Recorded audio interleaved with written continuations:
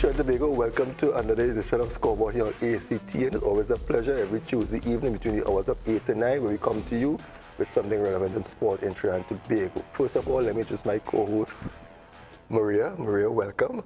Thank you, George. Pleasure. Wonderful to be here.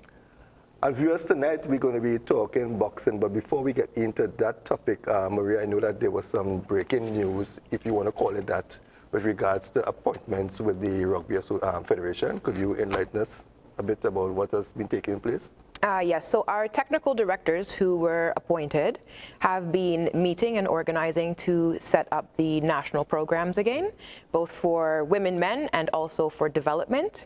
So the appointments have now been sent out for the coaches and management of the national teams. And while we're in the process of getting the signatures and everything finalized with that process, we are definitely excited because the technical directors did a lot of work in interviewing, contacting the individuals, and putting together those teams. So we are looking forward to moving forward and finding out what kind of recruitment is going to be done to build back the national teams. I saw Fiona Jack's name mentioned as an assistant coach.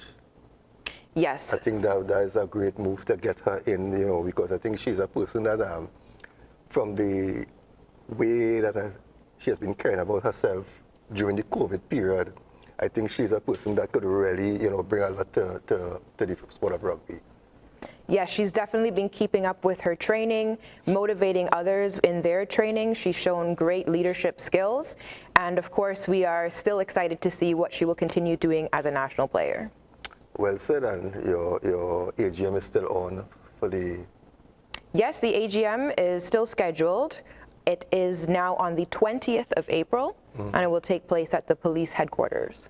Okay, for safety reasons. Anyway, I'll take the opportunity to introduce our guest for tonight. So our guest tonight is Tiana Guy, and she is a national boxer for Trinidad and Tobago.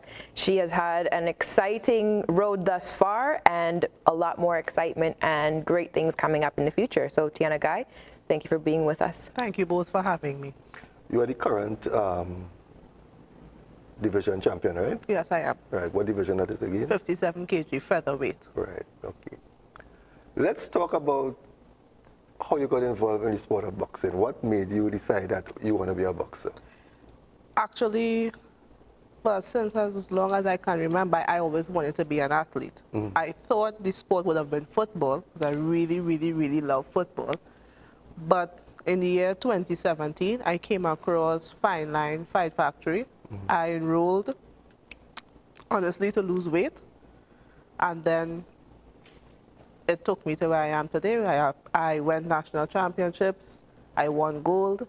They said, well, we're going to send you Caribbean championships. I won gold, and my career has taken off from then. Was it difficult for you in the beginning, and in what areas, you know? I think the idea, what I thought boxing was, from being in the sport, I realized it wasn't that. It isn't just going into the ring and fighting and beating up the person, so to say. It's a lot of mental tactics and skills you need to acquire. So I think that was my issue, understanding that boxing isn't just a tough man sport. What was the response from your parents or your family when you told them you get into boxing? My dad, he didn't know until I won national championships. My mom, she knew I was training for weight loss. Neither of them saw my first fight, actually. A lot of other family members, some rooting, some worried, of course. They'll be like, they would say stuff like, I knew you were into football. What happened to football? You're not scared of this sport?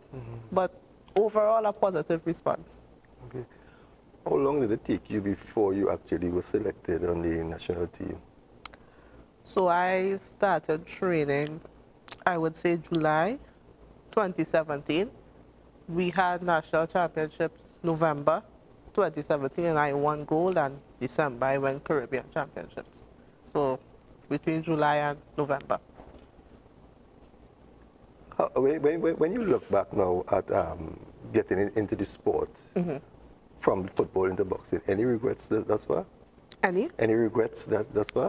No. Honestly, no. I have no regrets. I think the best choice for me was getting into boxing. I think, yeah, I have no regrets, none whatsoever. Okay. You mentioned when you started boxing that it wasn't everything that you had expected it to be. What was the training like? Training was really, really rigorous. We started most of our training session with aerobics. Then we had conditioning, running up and down the stairs. Then we went on to bag work and then sparring. So I guess as well the workload, I didn't particularly expect that.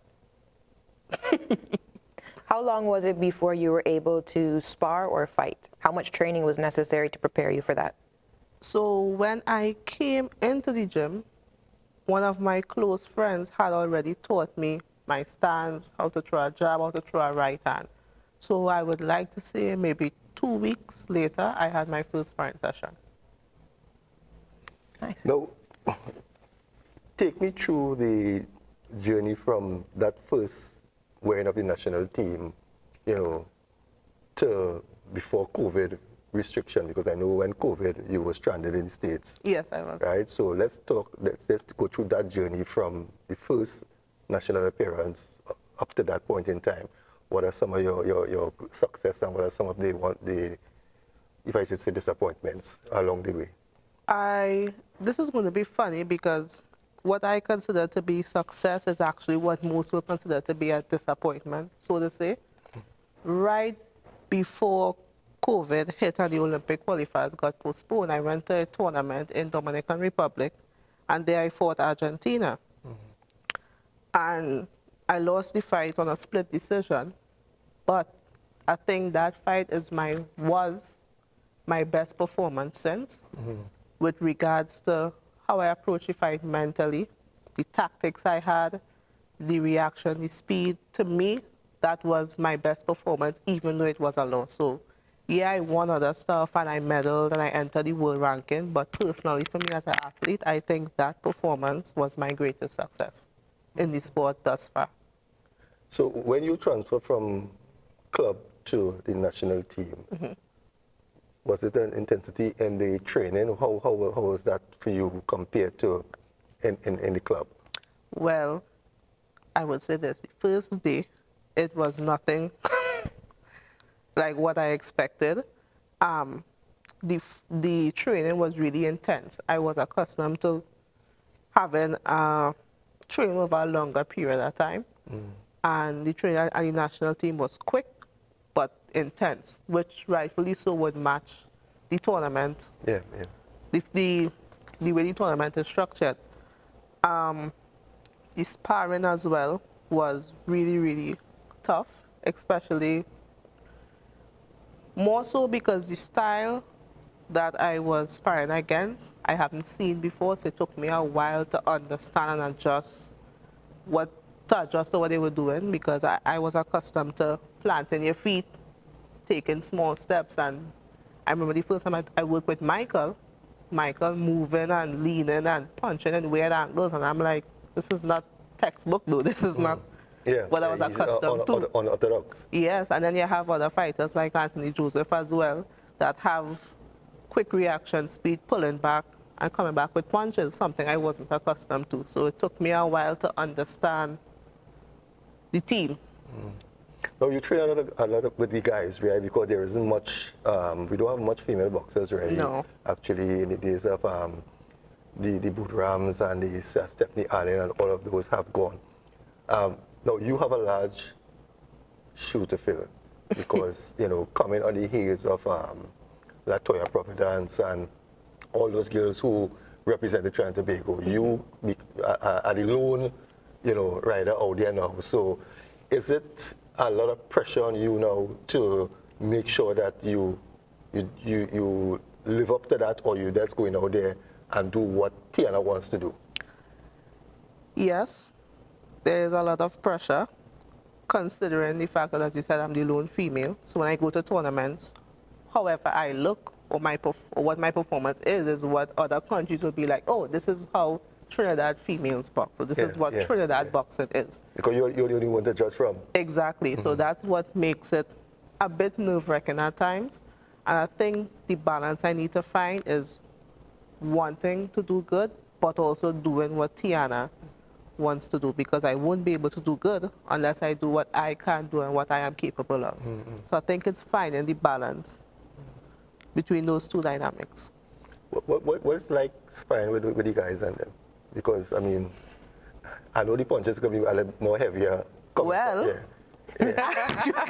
see, guys have quicker, the guys I work with have a quicker reaction time than the females I compete against. Yeah. They are quicker, also stronger, as you can see. So I think it's adjusting to that, but also at the same time, keeping in mind that when I meet females in other tournaments, there's going to be things that the guys do that females won't particularly do. Example, sparring with the guys, it's easy to end up sparring in a slow pace because most of the time guys tend to be more analytical. They would be a bit more tactical. And then the females, some females in these international tournaments you meet up, they just run in with as many punches as they could throw. Yeah. So it's keeping in mind that yes, I'm working with these guys, and yes, I'm getting a lot of tactical work, but at the same time, I need to know how to apply that to the females and meet in other tournaments. So it has the advantages and the disadvantages. Yes. Yeah. That's why it's always best that even though I'm sparring with the guys, getting work with a female would always be beneficial. Balance the two. There ain't no female for you to train with? No, so the guys will... So besides you, who else female that they have upcoming in Trinidad boxing? I know of, there was Sharika Elias from Fine Line, Shawani from Bmobile. She's a pretty good boxer as well, same style and flair, sort of like Michael. And honestly, that's the two females that I know of that are up and coming. But you are the one leading the pack right now because, I mean, you are at the point where, you know, you have the Olympic qualifiers coming up. Yes. I don't know if Maria have anything you want to chip in with? Well, I'm just interested to know, and you have a lot of opportunities to spar with the men on your team. What other preparation do you have before going into tournaments? Or do you find that basically the actual match competition that you get happens at the tournaments?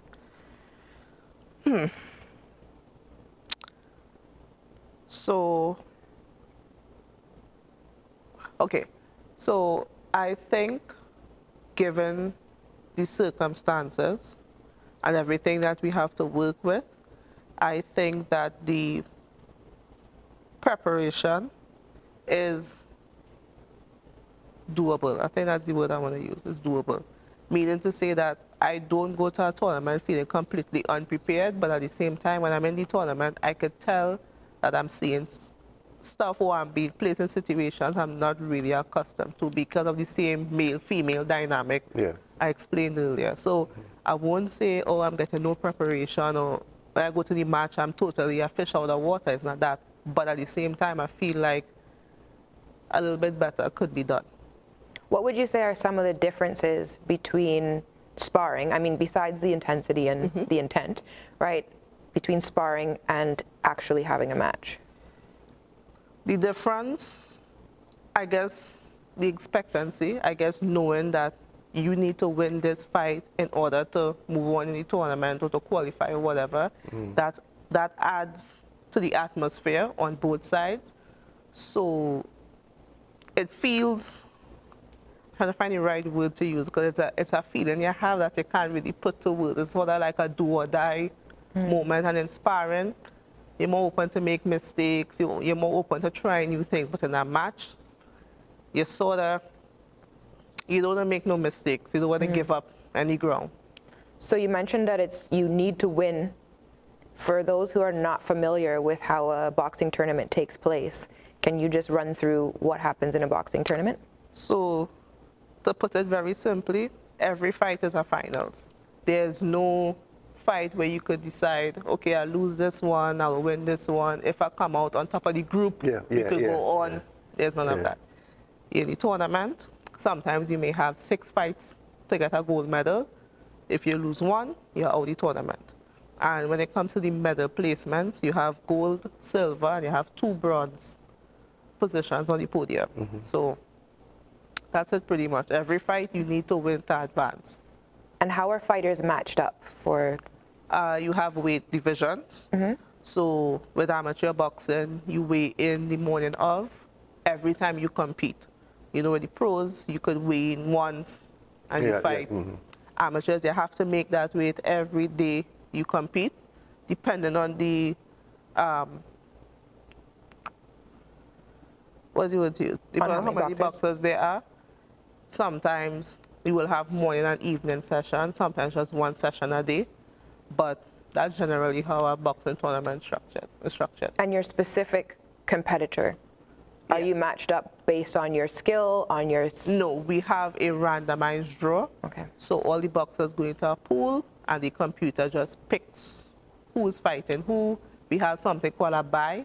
So if there aren't enough boxers to fill in the preliminary stage, a boxer will get advanced to a next stage in the tournament. So most people try to get the buys because the buys is like, okay, I could get 1 foot in by entering the quarterfinals. So just win one fight and I'm getting a medal, that type thing. But ultimately, you could go to your first tournament and draw the champion from the past tournament. Yep, so funny story. It seems that that's my luck. I will go into a tournament and I'll be like, oh, please, I really don't want to draw the top person. I mean, of course, I'll fight them, but... Yeah, not in the beginning. Nope. Pull the top person. I went India, my first world championship. And I pulled the former world junior gold medalist, Korea. I was like, just my luck, yeah. I guess you're getting the experience early in life. That's how I'm trying to look at it. Yeah. Pan Am qualifiers as well. I joined Puerto Rico, and she recently got gold at CAC Games. I was like, just my luck. But as you said, I'm getting the experience early on in the tournament, in my career, sorry. I know we have to take a break there, so but when we get back, I want to talk a bit about the stint you had in the States during the COVID period. You know, what was that like for you and how you cope, you know, and what additional benefits you gain from across. Because I think you were training there too, right? Yes, I was. So we'll talk about that when we get back. No problem. Yes, we'll take a break right now and we'll be right back.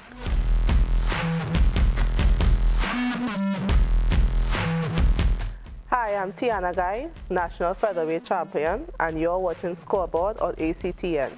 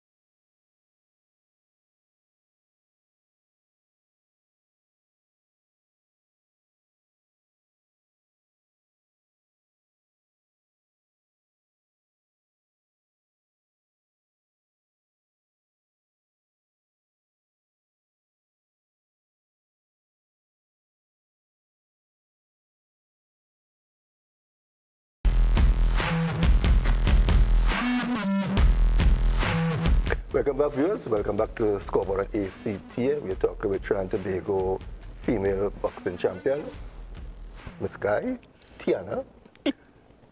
I know you were in the States during the COVID period, right? And you recently came back home. Tell us about that stint. I know that you were training across there, and tell us about the training, in comparison to local training. So the training I received there, it was an eye-opener, and in a good way. It went to show that the coaches we have back home are sort of on par with some of the top international countries when it comes to boxing. I also, that experience, it helped me to again appreciate the tactical and the mental side of boxing, talking to other athletes and other coaches and seeing how they view the sport and their mental preparation that goes into the sport. It helped me appreciate, again, how much boxing is a mental sport and not just a physical sport. What did you learn across there that, let's say, you didn't know locally before you went abroad? I would say there was this boxer that I was working with, and every time she threw her right hand, it would land, and I would end up in a position where I can't throw any punches because my hand's tied up.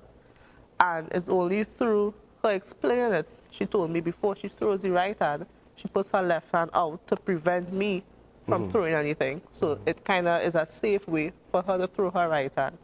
And out of that whole experience, that stuck with me the most. I think that's the one thing I would say I learned that I didn't really know of. Yeah. So before the COVID restrictions stopped, some of the physical training, what sort of things did you focus on? I told myself, since I'm unable to physically train, I would put more focus on my mental training. I began working with sports psychologist, Jelani, and a lot of the work we have been doing is emotional intelligence and emotional control, because again, yes, boxing is a mental sport. It's very easy to let your emotions become tied up in the activity you're doing. So I have been putting a lot of focus on understanding the sport, understanding myself, which will in turn make me be able to perform better in the ring. Are there ways that you can explain how visualization is seen in sparring? So, funny story, that actually is one of the technique I have been using while I was in the COVID lockdown. I would lie down, close my eyes, and visualize myself sparring, doing mids, doing all the techniques we were doing on Zoom. And when I came back, the coach told me, wow, you look like you have been getting a lot of sparring and a lot of work. And I was like, not really. I've just been seeing it so clear and so vivid, and that really helped me. You just mentioned Zoom. So while you were away, you were still participating in Trinidad and Tobago national training? Yes, the coaches, they had Zoom sessions every day for about an hour and a half, where we would do different tactical drills. He would correct mistakes since he had a lot of downtime. Everybody would line up in front of their camera. He would correct from stance position to hand position to proper head movement. So it's sort of back to basics thing we did. And yeah, I made sure I participated in that all the time. And I think that was what helped me to not be in a bad position when it comes to retraining. And how did that fit in with the training that you were doing in the United States? Was it easy to do both of them at the same time? Were the coaches there understanding of the fact that you had a national program you were following? Yes, the coaches were very understanding. I will even go so far to say that the coaches liaised with the national team coaches in some way, because when I spar and they would give me the video footage, I would send it to Cox. Cox would critique me, and when I come back to the gym, they would ask me, well, what your coach think you need to work on? And I would tell them, and honestly, 100% of the times, they would both be on the same page. That's good. And yeah, after I would do the gym training, I would go home and do the Zoom training. The Zoom training wasn't as rigorous, so it was more of a recovery type training. So they both played in well. So how many hours would you say you spend a day in training, spent a day in training while you were in the States before the lockdown?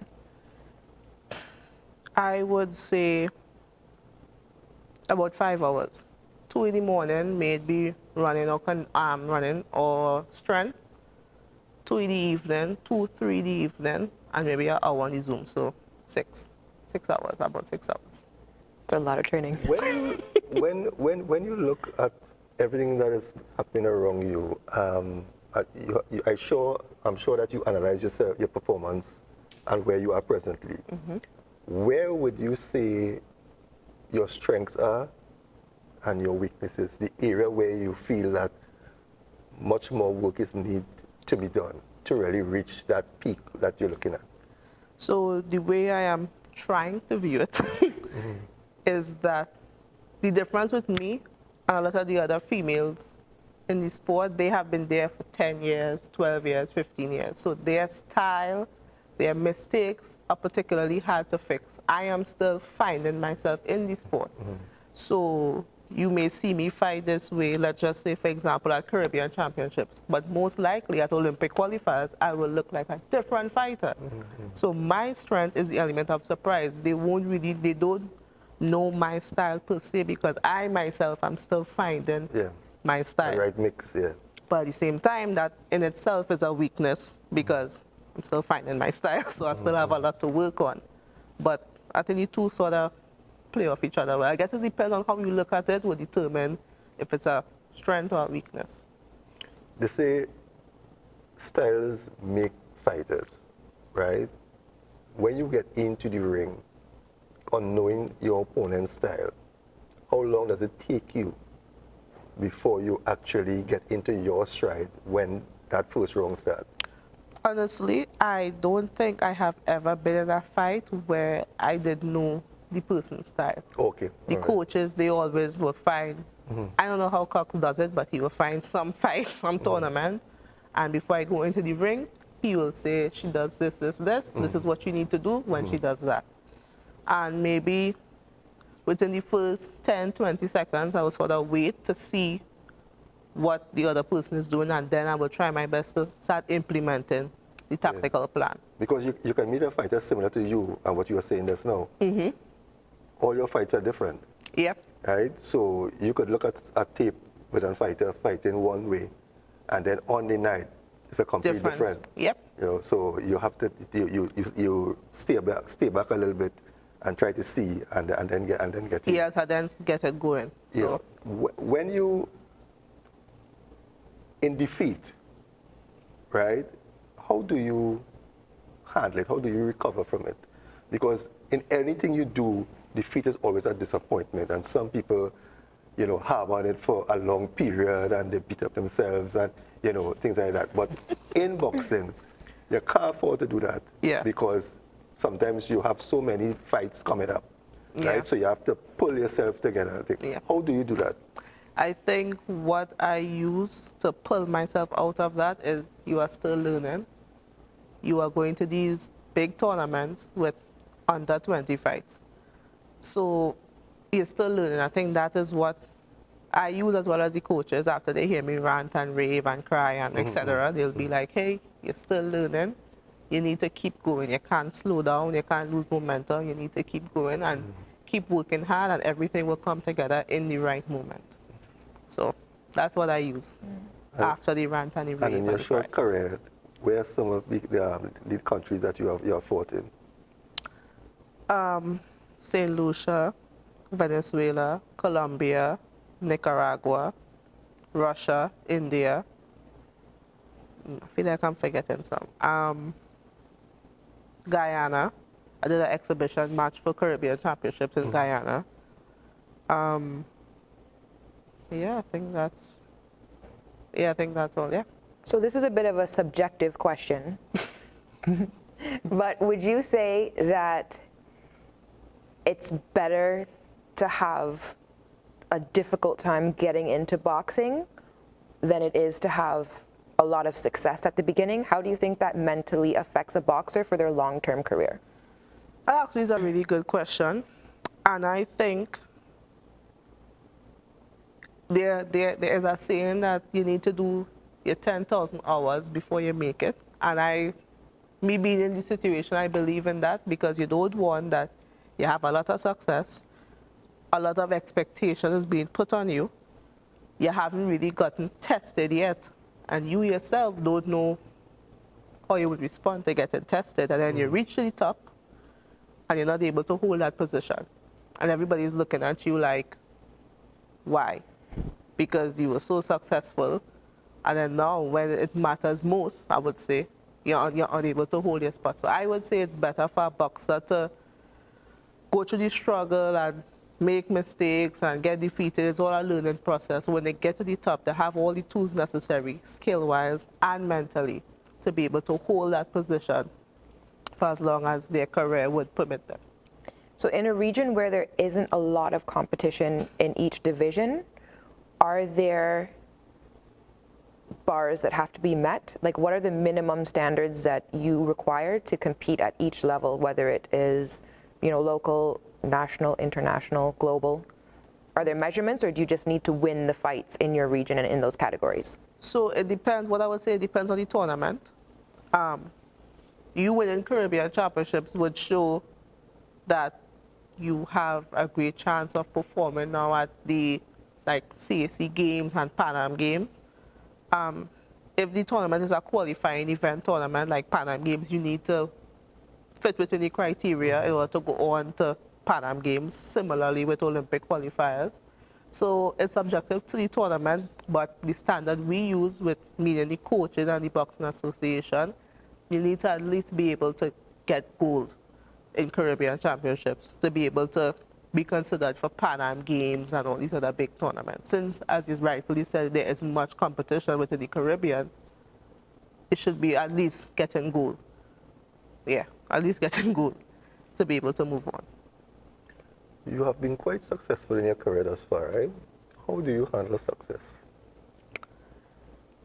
It feels good, pat myself on the back, but I always remind myself that the region isn't my goal, if that makes sense. I don't want to just be, oh, #1 in the Caribbean or #1 in Trinidad. I actually want to be top 5 on the international ranking. I want, when other countries see we draw Trinidad and Tobago, Tiana Guy, they're like, wait, we lost that fight, but just go out there and do your best. Just, you know? Yeah. I actually want that. So that's what keeps me, I feel good, of course, but that's what keeps me focused, that end goal that I'm seeing.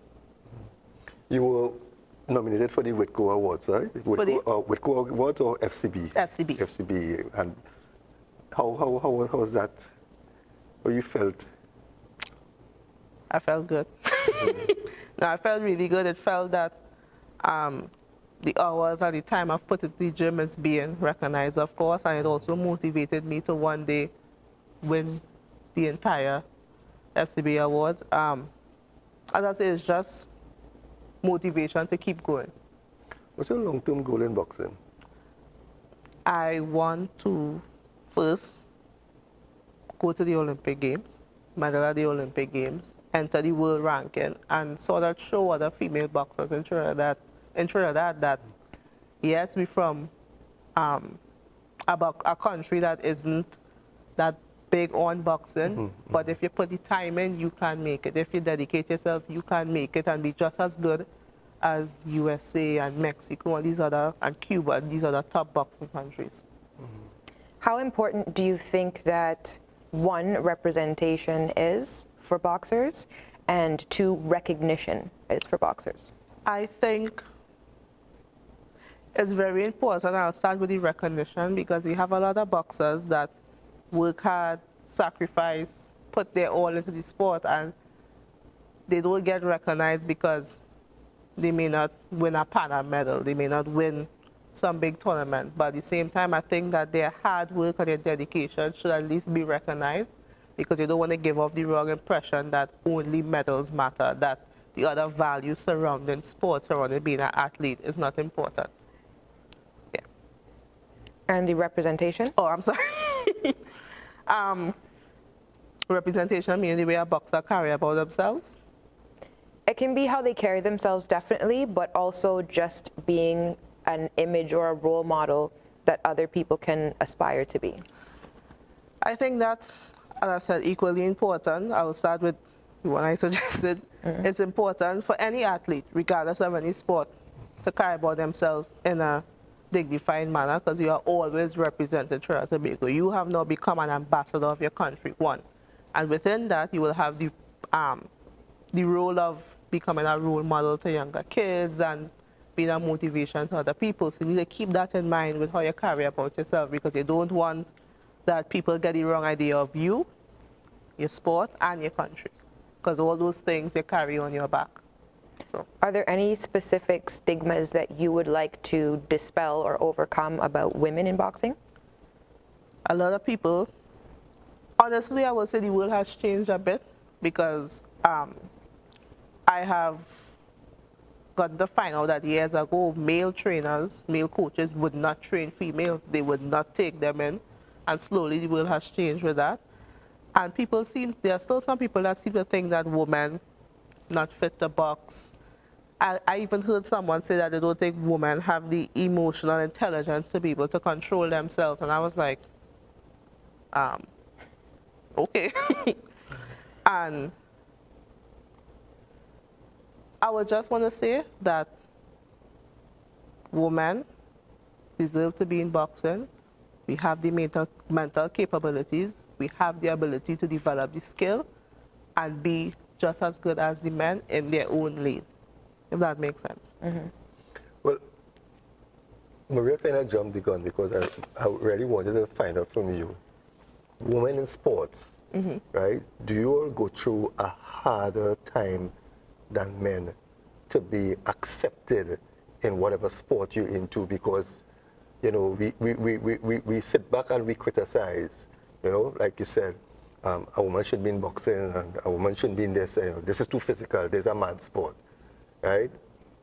Do you think that it's harder for women to be accepted in certain sports than men? Yes.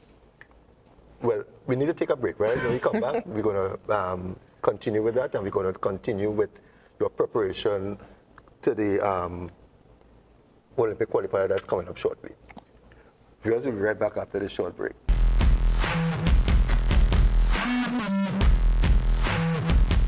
Hi, I'm Tiana Guy, National Featherweight Champion, and you're watching Scoreboard on ICNTT.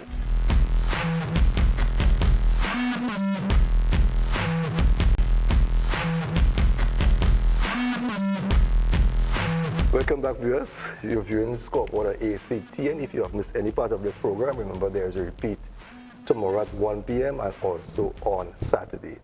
Tiana, before the break, we were talking about, is it difficult for women to be accepted in certain sports?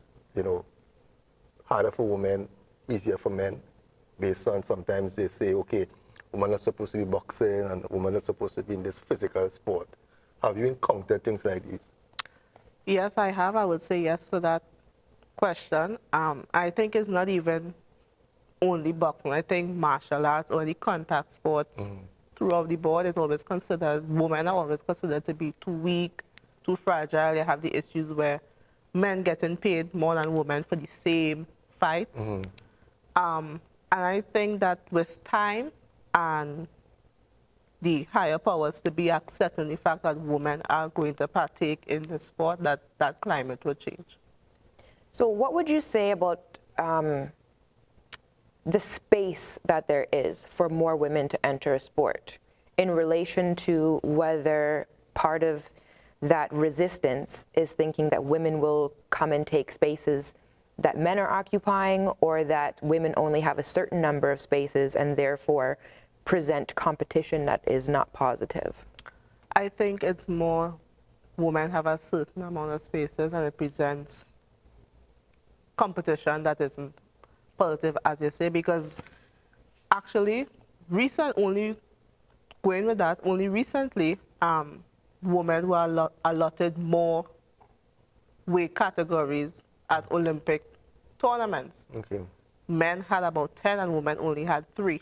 So imagine all the females in the world trying to fit into 3 weight divisions. And the reason why I said as time go on, it would change, because they added 2 more weight divisions. So women now have 5 weight divisions. So that's why I say as time go on, the climate would change surrounding that ideology that women should be in highly contact sports. How competitive is it for you in your division? I don't know why, but it seems like the world has a lot of featherweight because it's really competitive. Actually, to win gold at a world championship, you have to fight at least 6 times. Well, For the least 6 times within a week, 2 weeks.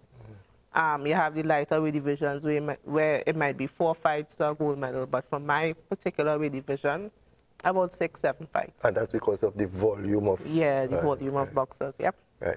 Now you're back home and the Olympic qualifiers is around the corner.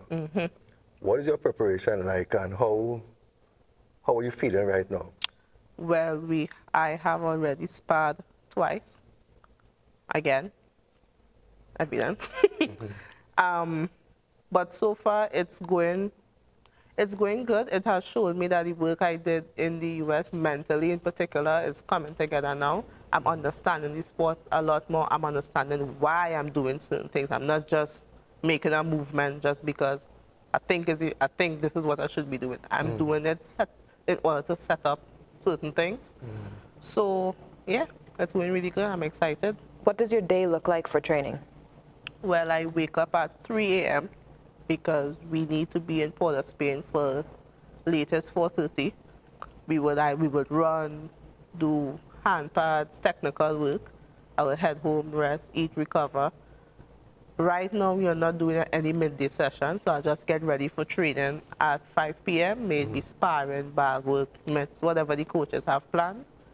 So I get back home at 8, 9, eat, recover, and repeat Monday to Friday. Well, Saturday it's 10 a.m., so get a little break. You get to sleep in on Yeah, Saturday? sleep a little bit. Sleep till 7 and get ready. And how is the body responding? So far, tough. A little bit tough, but I know as the training program continue, my body would fall into place and everything would be smooth sailing. What's the date of the qualifiers? The date of the qualifiers is May 7th. May 7th. That's right around the corner. Where's that? Argentina. Right. What your mindset right now? Tell us your mindset, right? We know it's the Olympic qualifiers, but how do you set yourself up now to remain focused? Because it's still a long time, right? And there are so many things happening. How are you staying focused? Because you need to achieve, you must qualify in order to go to the Olympics. Yep. Right? How are you staying motivated and focused right now? I am just trying to control what I can control, and that is my training, how much I put into it, how hard I push myself, and how much information I could take in from the coaches. So right now, I'm just doing as the coach says, understanding why, and waiting for that all to come together. And I'm viewing the Olympic qualifiers. This may be a bit odd, but not as, I won't say not as a serious tournament, but I'm viewing it as an opportunity to execute what I have learned in training and to execute what the coaches have been teaching me. Because at the end of the day, I'm looking at a long plan. So. And this is your first crack at Olympic qualifiers. Yeah. Yeah. I don't know if you were aware, we were the first Caribbean country to host the Olympic qualifier. Yeah. Right. So your aim is to qualify for this Olympics. Yes. But outside of that, boxing really, amateur boxing really don't have a early retirement age then, right? You can go up to 30, 35, 40, right? What is your long-term goal in boxing? Besides winning an Olympic medal, what after that, what you want to stay as an amateur, you want to turn pro, you want to be a coach, what's your long-term achievement? Right now, I see it as a better investment to stay as an amateur than to go as a pro. Because right now, pro females within the world is still under development. They have a lot of cases where females turn pro, they have no fights, their career just end up standstill. So if I want to continue boxing on a regular basis, I would stay amateur. I was looking at, after the end of my entire boxing career, going into the more administrative levels to see what I could help fix for the ones coming after me, sorry. So that's my plan when it comes to boxing. Thinking about some of the travel restrictions that we have now, and also travel restrictions if there isn't funding to travel, even when the border is open, what sort of developments do you think we can see here in Trinidad that will help build that boxing environment? I think by us hosting more tournaments, maybe local tournaments, maybe regional, we bring a couple of Caribbean countries in, you will help open people's eyes to the talent we have when it comes to boxing, and you would help develop a boxing climate. Because I keep saying that as a country, we are not very sports oriented, regardless of the sport. Yeah, we love cricket, yeah, we love football, but when it comes to actually supporting somebody who's in a sport, we don't really go that route too much. So I think by us hosting these tournaments, we open the eyes, we open the public eyes to, well, this is the talent Trinidad have, and give them something to look forward to. It will help fix some of the issues, not only boxing, but sports in Trinidad in general is facing. Do you think boxing events will be well received and well attended if they are more regular in Trinidad and Tobago? I think as time goes on, yes. And you have to structure it in a way to give Trinidadians something to look forward to. You have to tap into what Trinidadians like and merge that into whatever event you're trying to hold. Example, everybody loves FET. I think that's something Trinidadians love. So hosting a competition and an after party. Boxing FET? A boxing FET. People, even if they don't come for the boxing and they come for the FET, eventually they will begin to appreciate boxing. And when they hear a boxing event, they have a particular thing in mind. Yeah, let's go to this event. Or boxing, doing a fundraiser, yeah, let's help them because the party last year was good. You had to tap into what Trinidad culture is in order to get certain responses out of them. Because if you look at, especially in the States, how they host some boxing events, they hold it in hotels, you know, where they have the tables and the people have their drinks and everything. So they tie the sporting entertainment with the fetting entertainment there. Right? Now, I remember that Cosmic used to hold these Friday night cards, right? And it seemed to be a good idea. But you don't want to come every Friday and see the same boxers, you know, fight all the time. I remember a couple of years back when the Puerto Rican and the Cuban and the Dominican Republic teams came down to train, and they used to have like Trinidad versus the rest. You find you had more people because they're coming out to see not a Trinidadian beat up a Trinidadian, but they're coming to see now a Trinidadian fight against, you know, somebody else. So based on that, I think, and in years gone by, boxing was a huge sport, right? We kept, when Leslie Stewart won the world title, it was in Trinidad, you know, boxing had a huge following, and it could still have if the proper fights are put on, right? For instance, Tiana Guy is the champion, right? How often will we see you in the ring? Because there are nobody to fight you here. But if they start bringing in people from the Caribbean now, I mean, the crowd will turn up. You know, and that's a form of selling the sport and doing it. So there's a lot of work to be done. But let me put you on the spot. Let's say you were the president of the Boxing Association, right, amateur. What would you do to really get that sport up there? First things first, I would find a way to televise our national championships and make it appealing.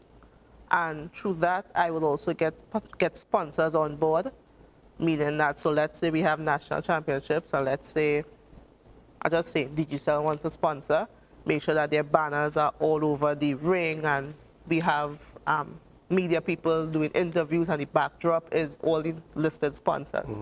And I'll also put it as well as on Facebook Live, because everybody seems to be tuned into social media more. One of the ways I would draw funding, I would say from the national championships, is I would have, how do I phrase this?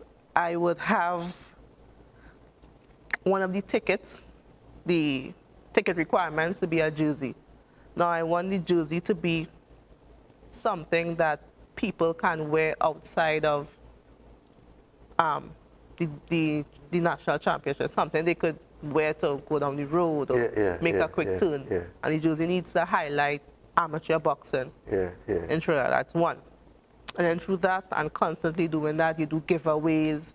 You find a way to bring all the local gyms in. So let's say you do door prizes and a person win a 3-month membership to Cosmic Boxing Gym or to Fine Line or to stuff like that to bring people into the sport through recreation, because that's how I started the sport, through recreation. And then I would tap into the grassroots programs, because I personally think that we could have a better grassroots program. So we recently had a bunch of coaches that graduated with their IBA 1-star coaching certificate. I would place them in all the secondary schools to host boxing programs on the evening to help develop the grassroots program. And because they would be at so many different schools, we could start hosting school tournaments. So let's say Shogunas North versus Shogunas South in secondary school championship, stuff like that, to get parents involved, because once parents involved, they would help their child. If this is a sport their child wants to do, parents would, in whatever way they can, push the sport, thereby pushing boxing, and thereby helping the elites, helping the sport as a whole. So that's some of the What things. you said when I asked her after boxing, you into what? Administration? Yeah, right. Yeah. How can people help you specifically on your journey towards the qualifiers? How can they follow your journey? How can they be involved? That's a simple question, but it has so many dynamics involved. Do you have a shirt? I actually wanted to start doing that, having a shirt, printing T-shirts and using that as a way to ask for donation instead of just asking people to give me money, you know? But I think the main way people can support is watching the fights to the international tournaments we have. Share it on your social media page, because again, it's not only about me, meaning that by them watching the fights, watching the sports, to see the other athletes, to see the other boxers, and everybody would help, everybody would benefit. So I think that's the main avenue I would. Do you have social media platforms where we can follow? Yes, I do. I have Instagram. My IG handle is tiana.guy.boxer, and my Facebook page is Tiana Guy. That's all. I can't, there's too much. I know that we don't have much time again, but I know that most times there are people who play an important role in your career. You know, if you want to take the opportunity now to share some of them, you know. And firstly, I like to thank my family. They have been super supportive, especially my dad. He moves mountains to ensure that I get the stuff I need. although you didn't tell them you was in boxing earlier. All right. All right, okay. When he found out, he was super supportive. All right. The coaches, the national team coaches, Ronald Cox, Rolson Dupwell, for working with us, getting up just as early as we are to ensure that we get the work done. Teammates, friends, random people I meet on the street that say, hey, I remember you on TV, you know, keep going, keep working. I also like to thank Fine Line Fight Factory as well for building my foundation and getting me started in the sport and introducing me to so many other coaches and getting me on the national team. So those are the main people I like to say thank you. Any closing comments, Maria? Well, besides thanking you for being here with us and sharing your story, is there any message that you would like to leave? Follow your dreams, no matter how unsure it may seem. If there's something you really want to do, the road may be hard, it may be difficult, it may look bleak, but keep going. It will all work out in the end. Before I let you go, how was your quarantine experience? It was nice. It was nice. Yeah, it was nice. I took it as a, what is the word? vacation before the work began. So it was nice. I have no complaints. It was nice. Except the COVID test. That was, that was the only, but otherwise it was nice. Yeah, well, Tiana, it was a pleasure, and let me wish you all success as you go forward. We're really rooting for you, and we're hoping that you would qualify for your first Olympics. Thank you so much. We hope that people who out there seeing this program and want to assist you, will come forward and assist. Thank you so much. Again, thank you for having me. Yeah. Maria, again, thank you very much. It was a pleasure. Viewers, we have come to the end of another edition of Scoreboard on ACT, and remember, you can join us tomorrow at 1 p.m. and also on Saturday for repeats of this program. And stay tuned. Have a blessed week ahead. Remember, stay safe. There's an increase in COVID cases, right? So we need to be extra careful. And catch us next week, Tuesday at 8 p.m.